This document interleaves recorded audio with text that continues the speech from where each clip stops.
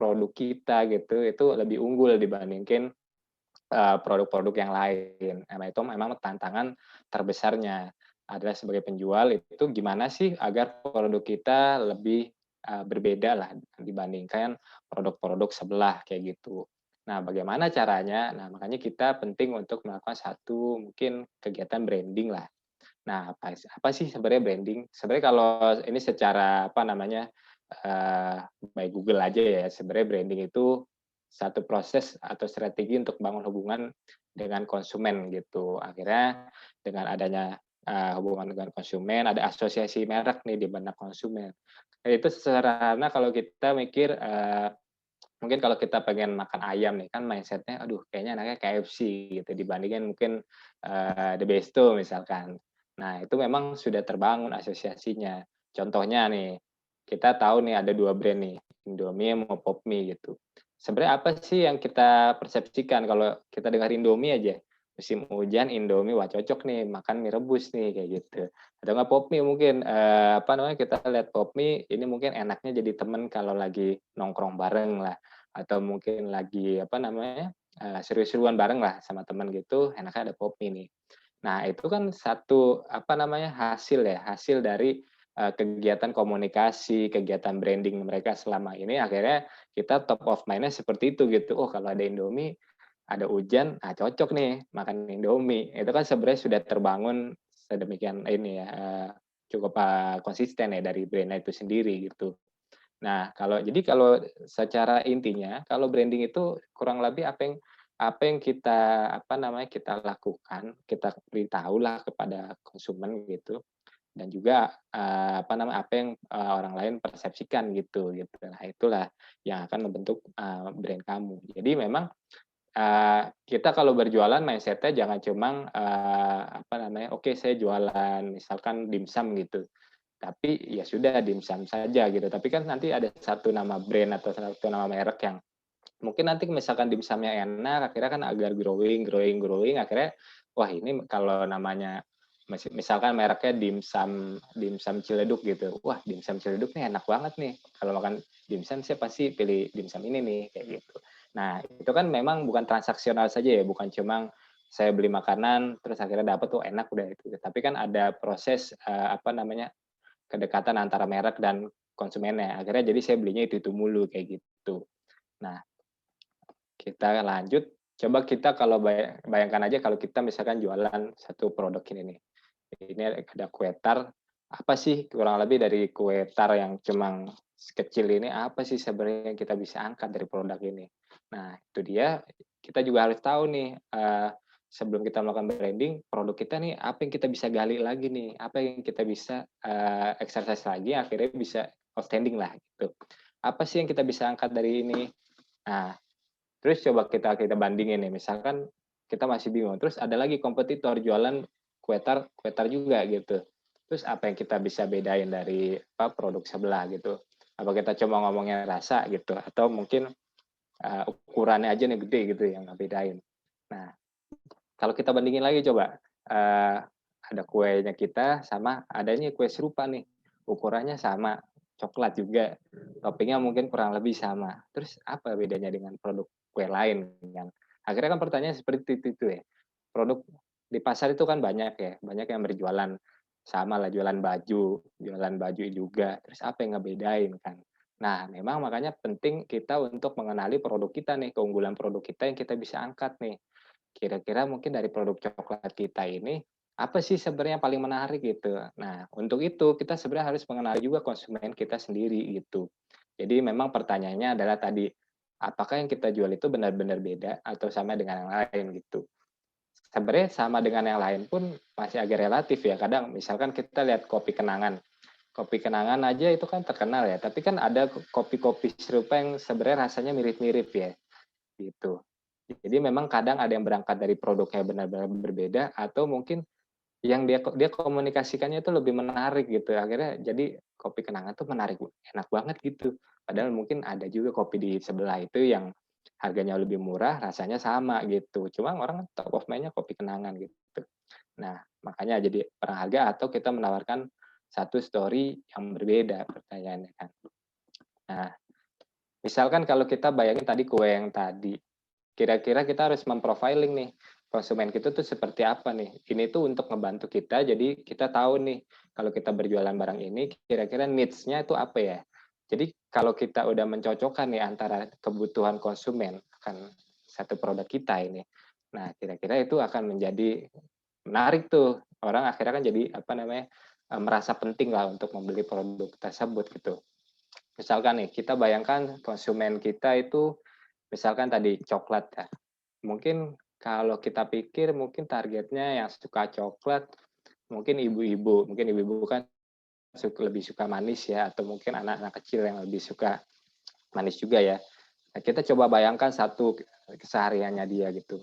Walaupun memang ada pandemik, itu merubah kebiasaannya dia yang tadinya biasa berangkat ke kantor, terus pagi-pagi mungkin masih tidur gitu, atau enggak kalau pulang bisa naik mobil, ya ini mungkin lari kali, mungkin atau jalan-jalan jalan kaki aja cukup kayak gitu. Nah, kita jadi memang sebagai penjual juga kita harus memikirkan nih, kira-kira konsumen kita ini seperti apa ya? Misalkan siapa yang kira-kira suka sama produk kita gitu. Nah, kalau kita tahu produk apa, konsumen apa yang kita apa kan tahu cocok dengan produk kita kira-kira bisa menggambarkan bahwa produk kita itu sebenarnya relevansinya banyak nih dengan kehidupan konsumen kita nih. Contohnya kue, mungkin ini terkait dengan momen berikan hadiah lah, Valentine misalkan gitu. Atau mungkin momen-momen ngemil nih, momen-momen ngemil kan cocok nih kalau makan kue kan gitu. Atau mungkin momen bertamu gitu, atau bisa jadi ya buat ngasih anak-anak atau mungkin pas nemenin apa namanya lagi kerja gitu. Nah, jadi intinya adalah produk yang kita jual sebenarnya somehow kita punya banyak cerita nih sebenarnya yang bisa kita angkat. Nah, cerita itu buat apa? Kita kan akhirnya akan mendekatkan produk kita dengan ke consumer dengan memberikan satu apa namanya eh, relevansi lah, relevansi atau kecocokan produk kita tuh bergunanya buat konsumen tuh apa? Kan pasti ujungnya baliknya gitu lagi. Ini produk kita nih fungsinya buat konsumen tuh apa gitu kan? Misalkan baju tidur fungsinya tuh baju tidur tuh buat apa gitu? Apa cuma tidur doang? Tapi rupanya sekarang juga ada mungkin biar lagi lebih lebih tampil menarik kali sehari-hari kayak gitu. Nah kan sebenarnya jadi satu produk kita itu memang ada banyak cerita yang kita bisa gali. Nah, tergantung dari produknya masing-masing gitu. Mau cerita apa itu yang diangkat. Nah, itu juga bisa memperkaya juga apa nilai dari produk apa dan nilai dari brand yang kita punyai gitu. Nah, dengan kita tahu nih produk itu banyak cerita nih. Nah, sebenarnya itu juga satu produk itu bisa jadi banyak momen. Ini bisa sangat terkait sama penggunaan media misalkan. Misalkan kita makan kue, kue itu kan enaknya makannya bisa pagi-pagi mungkin sambil apa ngeteh kan, ngeteh sambil makan kue gitu, atau mungkin malam-malam sambil apa nonton drama Korea gitu, drakor sambil ngemil, atau mungkin siang-siang gitu. Nah, penggunaannya itu ini akan bisa jadi satu cerita juga yang bisa dielaborasi ke penggunaan media. Misalkan kita bisa cerita kita taruhlah kita pakai iklan media sosial lah, taruhlah Facebook lah atau Instagram gitu. Kita ngiklanin di pagi-pagi, ya mungkin rentang dalam waktu seminggu gitu, setiap pagi muncul iklan kita ngomongin, "Enak banget nih pagi-pagi, sambil minum teh, temennya minum kue tar nih," gitu. Jadi pesan-pesannya itu kita juga bisa adjust sesuai dengan, apa namanya, momen-momen si konsumen. Nah, jadi memang yang paling penting adalah kita kita harus menyelami nih kira-kira konsumen kita kebutuhannya apa nih terhadap produk kita gitu. Akhirnya kalau kita udah paham, produk kita gampang tuh masuk tuh, masuk, cocoknya di sini sini sini sini gitu. Akhirnya kan orang akan apa namanya, lebih mengasosiasikan kan kue kita misalnya kue kita ini cocok sama temen ngopi gitu, kayak gitu, atau teman-teman ngeteh gitu.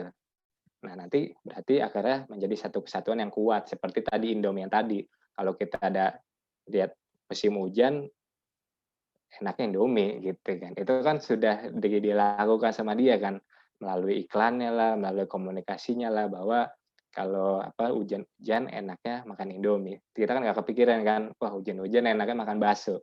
Tapi lebih kepikiran ya hujan-hujan enaknya makan Indomie. Nah, itu memang hasil dari kegiatan branding yang dia lakukan gitu.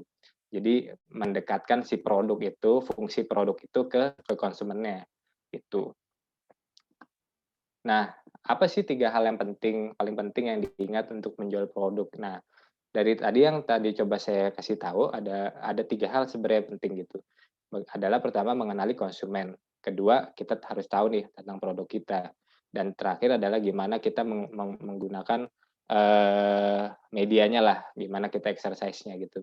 Nah, konsumennya itu gimana konsumen kita tuh seperti apa, kayak gitu. Momen-momen apa nih yang kira-kira relevan dengan konsumen kita, yang kita bisa bangun menjadi cerita gitu. Nah, kalau produk ini sangat penting nih. Sebenarnya dari produk kita apa sih yang kita mau ceritain gitu? Apa yang ngebedain sama produk sebelah gitu? Apakah kita mungkin misalkan nggak ada yang beda gitu sama produk kita gitu, tapi kita bisa bangun story yang lain gitu. Misalkan produk kita mungkin, eee, lebih komplit lah gitu ya, rasanya lebih banyak gitu ya. Jadi bukan satu produk doang tapi lebih banyak gitu. Ada rasa misalkan dimsum yang ada udang, ada cumi kali, ada ayam gitu, wah komplit gitu. Nah, jadi apa nih keunggulan dan perbedaan produk kita, itu kita juga harus pahami gitu. Nah, terakhir adalah pengguna media mana nih yang paling cocok sama konsumen kita nih. Kalau kita udah paham nih konsumen kita mungkin ibu-ibu, oke kalau medianya mungkin kalau ibu-ibu mungkin cocoknya ke WhatsApp grup ya kali ya, ke misalkan ibu-ibu, apa namanya, ibu-ibu arisan lah, buat jadi media pemasaran lah, atau mungkin pakai grup-grup Facebook gitu. Nah, itu kan memang semua hal itu kan memang akan terkait dengan konsumen kita, siapa yang kita mau sasar gitu. Nah, kalau apa namanya, pemahaman produk itu nanti akan kontennya seperti apa gitu loh, yang kita akan komunikasikan ke, konsumen gitu. Nah, ada contoh ini beberapa contoh, ini brand kenalan saya, mereknya sih Sarung Gue. Nah, yang paling menarik sebenarnya dibandingkan, dengan kualitas bahan tuh, dia tuh udah dari awal, dari pembuatannya, dia cuma fokus ke beragam model kekinian yang anak muda banget gitu. Padahal sebenarnya bahannya biasa aja gitu, tapi dia nggak pernah ngomong itu dan pokoknya USP dia, keunggulannya dia oke, bahannya kekinian, beda-beda lah kayak gitu. Nah, yang menarik juga, karena dia tahu nih kalau misalkan dia targetnya anak muda, terus apa yang saya harus lakukan gitu dari konsumen saya nih, kebutuhannya apa nih? Oh, rupanya anak-anak muda itu sukanya, konten-konten kayak yang mungkin agak lucu nih kalau kita coba lihat tuh, ada rebahan dan renungan tuh. Nah, konten-konten lucu-lucu itu kan akhirnya akan membangun relasi antara brand sama, konsumennya. Nah, terus juga dia juga selalu memperhatikan tren dan juga tetap menjaga relevansi konten-kontennya atau produknya itu juga sesuai dengan tren tren yang saat itu sedang, berkembang ya, kayak gitu. Nah, jadi, eee, ini merupakan satu hasil dari rangkaian yang tadi tuh, pahami konsumer, terus juga apa namanya, kenali produk, sama terakhir gunakan media ya dengan baik, kayak gitu. Nah, memang seperti itu. Nah, misalkan kita tadi produknya kue, nah produknya kue kan berarti mungkin targetnya mungkin ibu-ibu gitu, ibu-ibu. Nah, ibu-ibu tuh needs-nya apa nih selain, kue itu, apa namanya, mungkin momen-momen yang menarik buat dimakan makan makan kue gitu. Misalkan mungkin ibu-ibu juga ada kebutuhan untuk tips membuat kue gitu misalkan ya, atau enggak tips, apa namanya, menyimpan kue yang baik dan benar kayak gitu misalkan, karena misalkan brand itu soal kue ya. Nah kayak gitu-gitu kan menarik ya. Jadi memang berinteraksi dengan konsumen itu penting. Nah, jadi memang tips yang bisa dilakukan selama pandemi ini, memang yang intinya sebenarnya kompetisi ini cukup banyak ya sekarang ya, dengan ada pandemi mungkin hampir semua orang tuh mencoba berjualan ya untuk mendapatkan extra income gitu. Nah, makanya tipsnya itu adalah bagaimana kita membangun produk yang brand yang berbeda dan lebih appealing lah di mata konsumen gitu. Misalkan kita juga harus tetap ikutin tren nih konsumen, karena tren itu biasanya kalau kita selalu ngikutin tren tuh biasanya akan lebih cocok, apa namanya, eee, lebih engage lah sama si konsumen nih, apa namanya, lebih menarik lah karena konsumen itu perhatiannya lagi ke situ gitu, terus kebetulan kita memanfaatkan juga, itu jadi lebih menarik tuh. Terus kedua, ceritakan produk yang sesuai dengan kebutuhan produk, apa na kebur kebutuhan konsumen, sorry, kebutuhan konsumen yang paling relevan saat ini gitu. Jadi kita harus telling the story-nya yang benar-benar menarik gitu, yang mungkin agak berbeda gitu. Nah, atau juga manfaatkan dan ciptakan momentum untuk meningkatkan relevansi. Misalkan, misalkan tadi kue, kan kita bisa bikin satu occasion yang berbeda. Misalkan, ini bukan buat selebrasi doang, tapi buat ngemil momen, eee, un tepat untuk digunakan saat lagi cheating, pengen cheating gitu, ibu-ibu pengen cheating, ini cocok banget nih kayak gitu. Kan kadang-kadang gitu ya, nih saya pengen kurus nih, tapi somehow saya juga butuh kebutuhan cheating nih, kayak gitu. Nah, itu mungkin bisa dipakai gitu. Nah, kalau selanjutnya dari produk, emang kita harus lakukan riset lah, cicilan apa sih perbedaan produknya dibandingkan yang lain. Apa dari sisi kemasan, apa dari sisi rasanya kita pede nih, rasa kita udah enak banget nih gitu. Atau mungkin bumbunya nih, bumbu-bumbu rempah nih kayak gitu. Nah, itu bisa kita harus cari perbedaannya. Nah, kalau udah ketemu perbedaannya nih, nah kita harus elaborasi keunggulan itu di setiap produk kita gitu. Nah, akhirnya produk kita itu mindset-nya oke, misalkan, dimsumnya bumbu rempah gitu. Nah, mindset-nya oke, kalau dimsum yang rasanya gurih kayak Nusantara banget, nah ini nih produknya kayak gitu. Jadi memang keunggulan itu harus dielaborasi di setiap produk. Jadi jangan sampai berbeda-beda gitu. Misalkan kita positioning-nya sebagai, dimsum yang, super enak, ya berarti bawahnya ya ngomongnya dimsum semua gitu. Jadi jangan berbeda-beda gitu. Nah, yang terakhir buat media investment, media lah, kalau buat zaman sekarang memang, kita paling penting tuh mengoptimalkan channel-channel yang efisien ya, pokoknya di sekitar lebih dahulu ya. Kita harus lihat responnya, jadi ibaratnya prinsipnya tuh start small, go big lah. Sebelum kita invest gede, misalkan kita pakai KOL gitu lah. Nah, kita harus coba nih optimalkan dulu, yang kecil-kecil dulu. Jangan sampai kita salah langkah kayak gitu.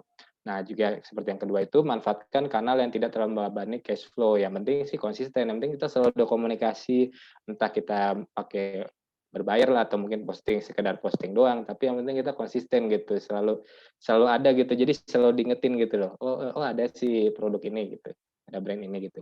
Nah, mungkin yang terakhir kalau ini lebih taktikal, mungkin kalau misalkan ada produk baru atau produknya mungkin nggak terlalu ini, ngebus, ya kita manfaatkan promo lah untuk sebenarnya sih tujuannya sih kan biar orang tahu produk kita, mencicipi biar ketagihan dan repeat order lah, kurang lebih kayak gitu. Itu aja sih yang saya bisa share, kalau ada pertanyaan monggo-monggo aja sih.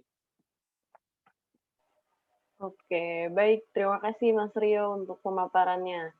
Nah, ini udah ada pertanyaan nih Mas dari kolom chat dari Chris Louis Hussein. Kak, saya mau nanya dong Kak, apakah cerita produk paling bagus ditampilkan dengan video? Ya, langsung saya jawab atau ada lagi? Ya, Saya boleh jawab aja langsung langsung. dijawab aja. Ha. Kalau penggunaan format, memang sekarang sih trennya video, tapi jangan sampai itu misalkan kita agak kesulitan nih menggunakan konten video, jangan sampai itu menjadi hambatan ya. Maksudnya konten gambar pun sebenarnya menarik asal ceritanya tuh bisa misalkan lah kita sederhananya kita kalau kita follow tai lalat gitu lah, kan itu kan nggak video kan, tapi kita appealing kan, wah menarik nih gitu kan, gitu. Jadi somehow memang video orang suka gitu, tapi kita jangan sampai terjebak, oke kita harus video semua nih, jangan. Takutnya kita kita kecapean tuh, kita terlalu heavy di situ gitu. Bisa jadi kita crack aja mungkin apakah fotonya bagus atau mungkin, relevansinya misalkan momennya menarik banget kayak gitu. Memang kalau penggunaan video emang sekarang lagi trennya seperti itu ya. Apalagi video kalau di Instagram, kalau bisa sih jangan lama-lama ya. Instagram itu idealnya biasanya spending time-nya aja cuma sekian detik ya, 5 atau 10 detik gitu. Nah, kalau memang pengen ada tutorial, nah itu bagusnya di YouTube. Jadi tergantung platform ya, tetap ya, video itu tergantung platform ya. Kalau misalkan kita asumsikan gini ya, kita pengguna media sosial atau pengguna, tools digital yang lain, kita tuh punya mindset berbeda gitu. Kita kalau mau masuk ke TikTok coba apa yang dicari? Pasti kan kita nyari joget-jogetnya gitu misalkan. Atau kita kalau masuk ke Twitter mungkin kan mindset-nya kita pengen cari berita-berita kekinian gitu. Nah, kalau Instagram kan mungkin dia pengen cari-cari gambar, cari-cari video, tapi kan memang somehow nggak pengen yang terlalu lama kayak gitu. Jadi kita juga harus perhatikan juga, channel yang kita pakai sih gitu. Itu sih. Jadi memang video bagus dipakai, tapi memang kalau misalkan kita terbebani jangan terlalu dipaksakan, yang penting kita optimalkan misalkan image yang bagus gitu, itu juga bisa gitu. Nanti tinggal dites aja mana yang bagus sama yang enggak gitu. Oke, terima kasih Mas Rio. Jadi, video nggak masalah, tapi bisa juga dengan, hal yang lain dan itu disesuaikan dengan platformnya masing-masing. Betul begitu ya, Mas? Ya, betul. Oke. Dari teman-teman mungkin apakah ada yang mau bertanya lagi? Ini kita sudah masuk ke sesi tanya jawab. Boleh kalau misalkan mau bertanya bisa langsung di-unmute atau bisa juga tulis di kolom chat. Nanti, dibacakan pertanyaannya.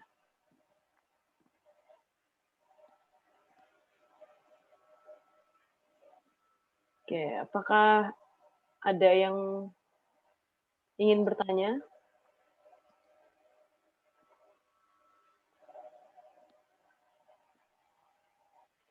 Oke Mas, mungkin sambil menunggu pertanyaan dari teman-teman nih ya kan, mungkin aku coba mau kasih pertanyaan juga nih Mas.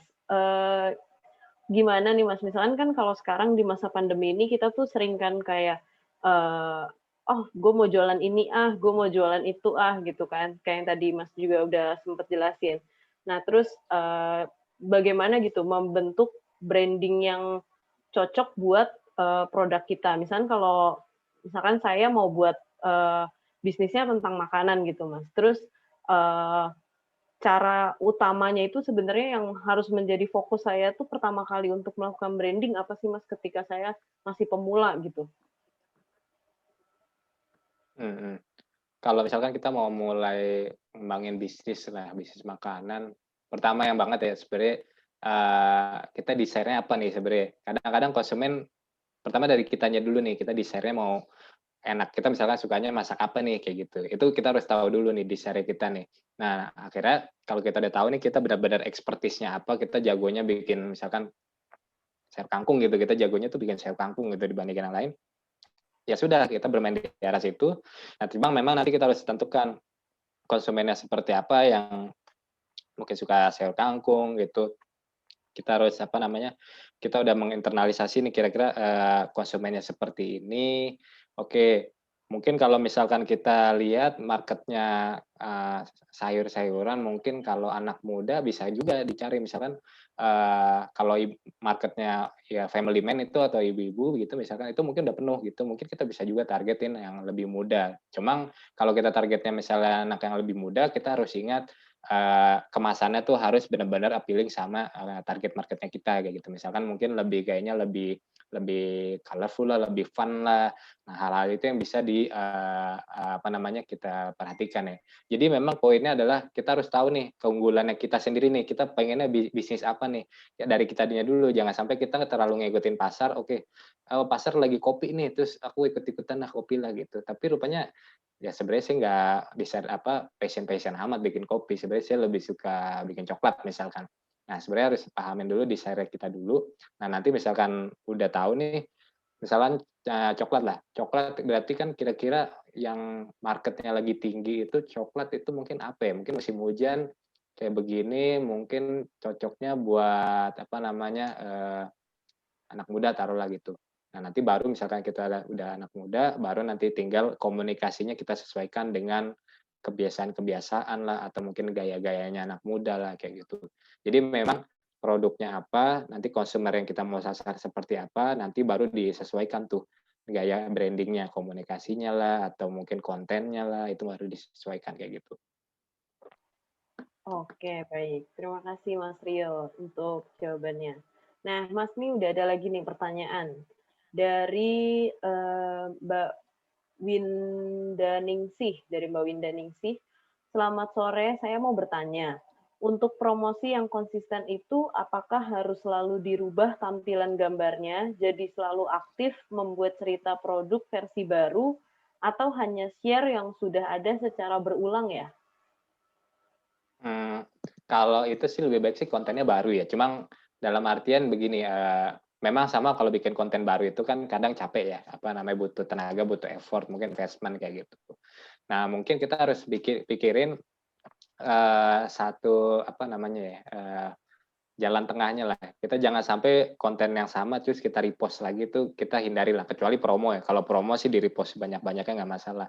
Tapi kalau konten misalkan misalkan, menu kita lah, menu kita yang lagi photoshoot produknya bagus banget kayak gitu, kalau bisa memang kita bikinnya yang agak berbeda-beda tuh. Karena kadang konsumen itu bosen gitu kalau kita ngeliat gambarnya ini lagi, saya udah tahu gitu.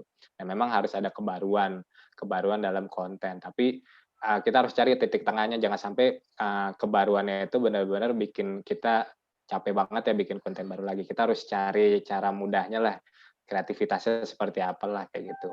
Ya mungkin ya misalkan satunya tadi misalnya kita jualan bakso. Terus nanti mungkin konten 2-nya ada orangnya gitu. Nah, itu kan bisa tuh. Tapi kan baru kontennya gitu. Tapi tetap bakso gitu. Nah, itu kan bisa dipakai kayak gitu. Oke. Terima kasih Mas Rio untuk jawabannya. Selanjutnya nih Mas, ada banyak pertanyaan nih yang muncul. Satu persatu ya. Dari Mbak Anissa, adakah momentum di konsumen itu maksudnya momentum apa ya? Thank you Mas, Mbak. Ya, kalau momentum itu bisa tren satu, kedua juga momen itu adalah kapan produk kita ini benar-benar cocok ini dengan momennya si konsumen gitu. Ya kayak terlalu misalkan tadi kalau kita ngebangun cerita misalkan coklat lah. Momen orang minum coklat kan nggak sembarangan kan. Kita bisa lihat momennya kapan aja. Misalkan pagi-pagi baru bangun, enaknya minum yang hangat-hangat gitu. Atau enggak mungkin lagi stres banyak kerjaan gitu. Oh, banyak kerjaan enaknya kan coklat. Karena coklat kan secara itu kan bikin orang lebih rileks gitu. Atau enggak momennya mungkin momen buat ngasih anak gitu misalnya. Jadi momen-momen consumer itu adalah kapan nih kira-kira brand kita, produk kita itu cocok digunakan sama konsumen gitu. Nah, itu kita bisa bangun jadi satu cerita gitu yang akhirnya kayak tadi Indomie itu contoh paling bagus. Kita kalau hujan-hujan pasti ingetnya Indomie gitu. Kenapa kita nggak pernah ikut bakso gitu ya. Itu dia momen karena produknya kan memang seperti itu ya karena ada kuahnya hangat secara produk ya terus dikomunikasikan nih kalau ini enaknya ya mie rebus gitu. Jadi udah mindset kita seperti itu kayak gitu. Momen itu kayak gitu. Kapan produk kita cocok dengan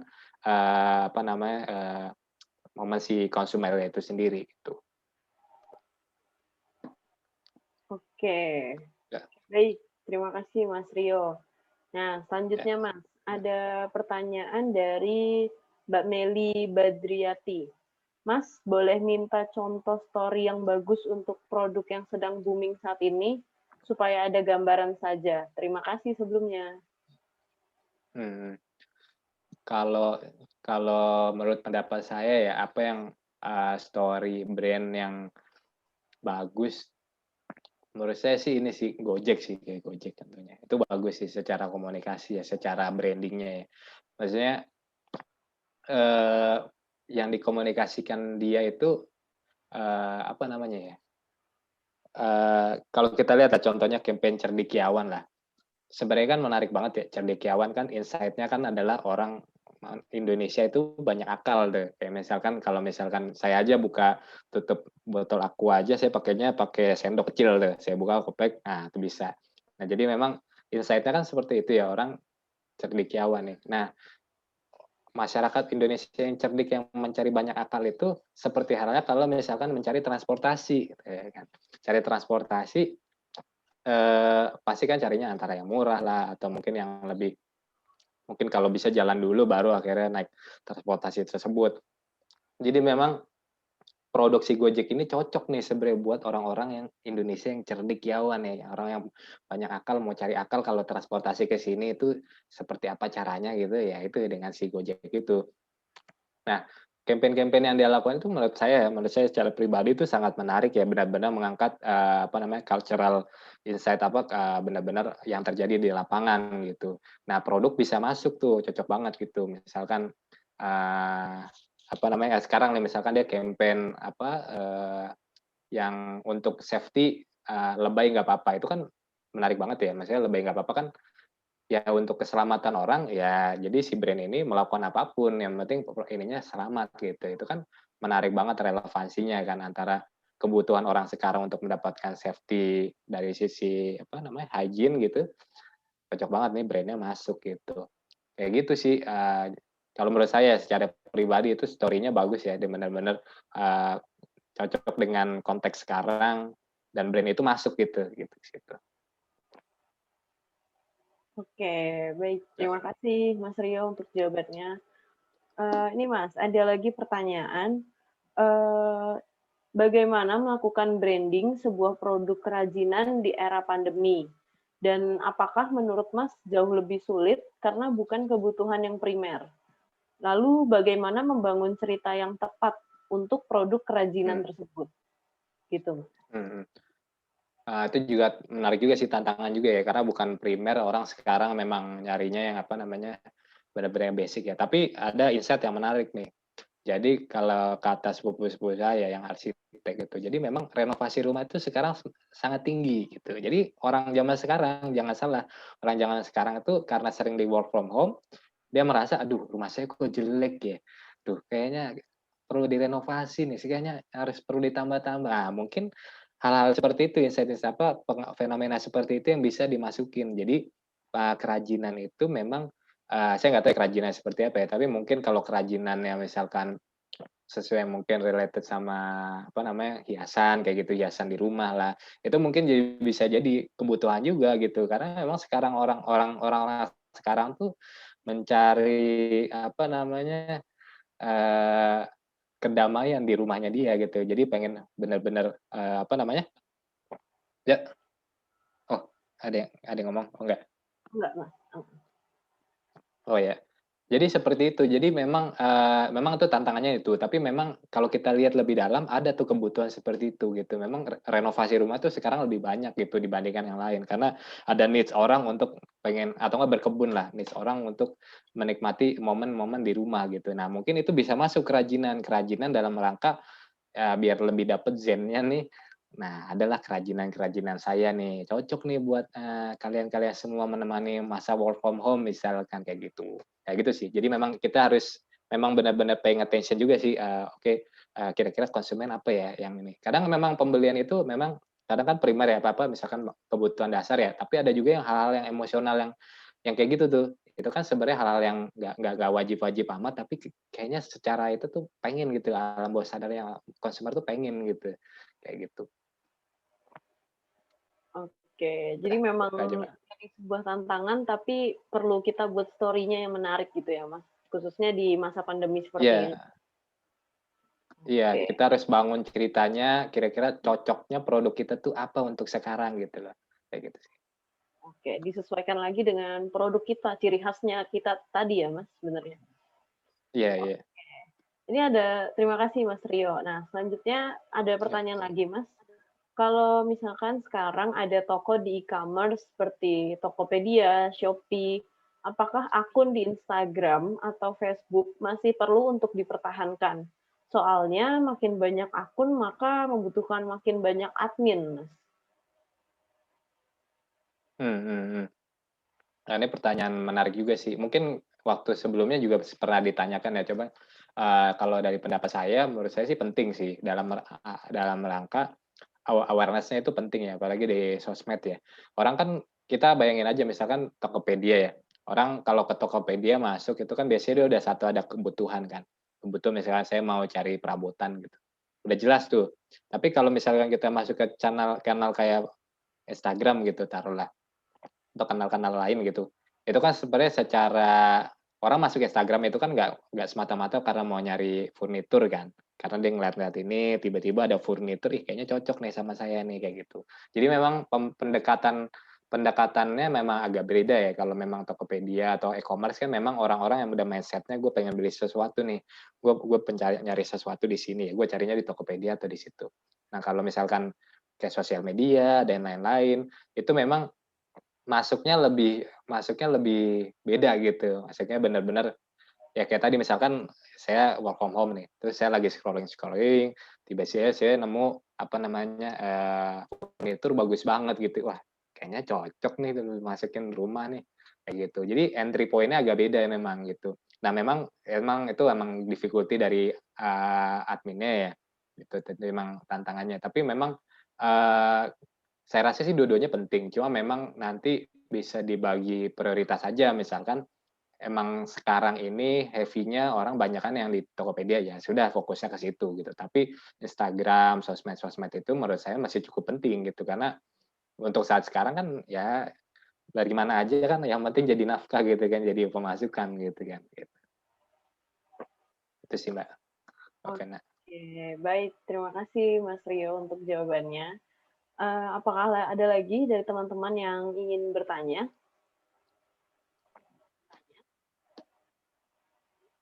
Oke, sepertinya sudah tidak ada nih, Mas.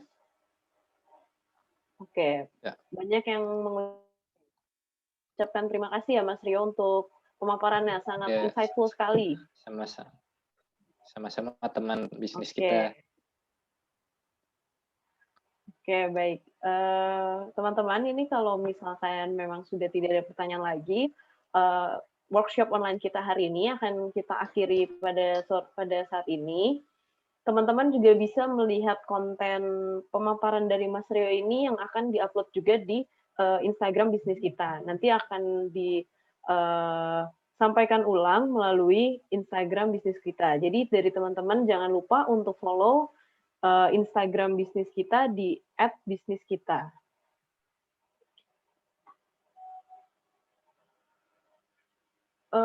Mas, ini ada pertanyaan menyusul, masih bisa ya Mas dijawab dulu? Oh iya, nggak apa-apa, nggak apa-apa. Oke.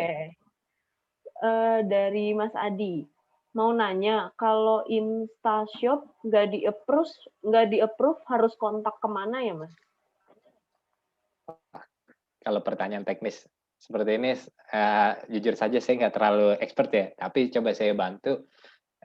Setahu saya sih di situnya ada ya, di belakangnya ya, apa namanya, kalau ada problem kontak ke, kalau nggak salah ada email Instagram si, apa namanya, yang PIC-nya ya, itu bisa dicoba sih. Atau mungkin, kalau biasanya kalau bingung itu, bisa ada beberapa forum-forum digital marketer gitu, itu mungkin kita bisa nanya ke situ sih. Mungkin kayak atau enggak komunitas blogger kayak gitu kan kadang-kadang juga saling sharing ya, itu mungkin kita bisa lempar pertanyaan ke situ sih. Tapi mohon maaf untuk pertanyaan itu aku kurang terlalu paham lah ibaratnya, karena saya lebih ke apa namanya, strategi besarnya kayak gitu biasanya. Oke, baik. Terima kasih, Mas Rio. Oke, apakah ada lagi teman-teman bisnis kita yang mau bertanya sebelum kita tutup? Terima kasih, Mas, kata Mas Adi. Ya, ya, makasih juga Mas, sorry ya nggak terlalu memberikan jawaban. Oke, apakah ada lagi yang ingin ditanyakan, teman-teman? Baik, kalau misalkan memang sudah tidak ada yang ingin ditanyakan, jangan lupa tadi teman-teman bisa follow di Instagram @bisniskita untuk informasi terkait materi hari ini yang sudah dipaparkan oleh Mas Rio. Dan jangan lupa juga untuk tunggu kehadiran webinar-webinar dari bisnis kita selanjutnya. Itu semua nanti bisa dilihat di Instagram bisnis kita. Jadi jangan lupa untuk follow di @bisniskita. Sekian dari webinar pada sore hari ini. Terima kasih atas kehadirannya dan terima kasih kepada Mas Rio atas pemaparan materinya. Ya, Terima ya. kasih dan sampai jumpa kembali. Selamat sore semuanya. Sorry guys. Sorry. Selamat sore. Sore, Pak.